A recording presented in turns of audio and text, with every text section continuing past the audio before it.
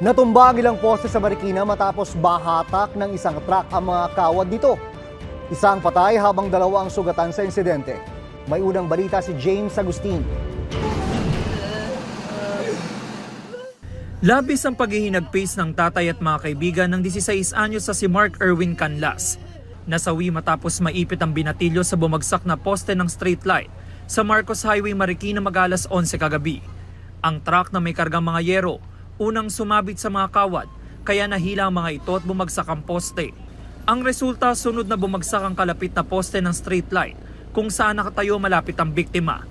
Tumagilid din ang dalawa pang poste sa eastbound lane. Dalawang sugatan kabilang ang pahinante ng truck at sakay ng kasunod nitong L300 van. Meron lang silang mga minor abrasion sa ulo, sa braso.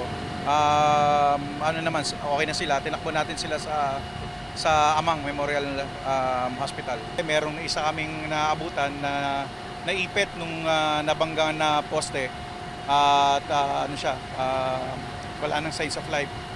Immediately, niretrieve natin siya. Sa punerarya, yakap na Erwin ang mga tsinelas ng nasawing anak. Kahit aksidente, buhay ng anak ko yun. Ang hirap mawala ng anak. Sobra. Grabe. Ang bait na bata na yun. Walang kabisyo-bisyo. Kwento ni Erwin kasama ng kanyang anak ang ilang kaibigan na nagpunta sa Marikina Riverbanks para mamasyal. Nagpaalam siya sa akin, di, alis na ako. Yun, sabi sa akin, nagmamadali. Yun lang. Yun na pala yung huling paalam niya sa akin. Ang dalawang kaibigan ng biktima, hindi rin lubos akalain ang nangyari. Pauwi na raw sila noon at naghihintay ng masasakyang jeep. Hindi ko po nakita yung pabagsak po na poste, baka ako din po yun nandun. Kaya napatakbo na po ako bigla. Hinahanap po namin si Basti. Nagulat po kami. Paglapit ko po.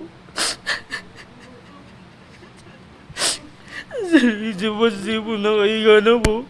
Nakita rin nila kung paano nahatak ng truck ang mga kawad na nagresulta para bumagsak ang ilang poste. Yung yero po na makapal po, ayun po yung nakita namin. Then sobrang bilis po ng takbo niya. Kung di naman po mabilis yung takbo nun, kaya nalalay lang po. Hindi naman po agad-agad hindi naman po matutumba yun eh. Nakatakbo yung mga kable po ng wire dun. Kaya nadala po yung mga poste po.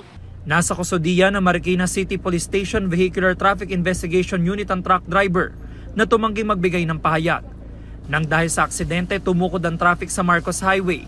Mahigit 2 oras hindi nadaanan ng magkabilang lane ng kalsada. Ito ang unang balita. James Agustin para sa GMA Integrated News. Igan, mauna ka sa mga balita. Mag-subscribe sa GMA Integrated News sa YouTube.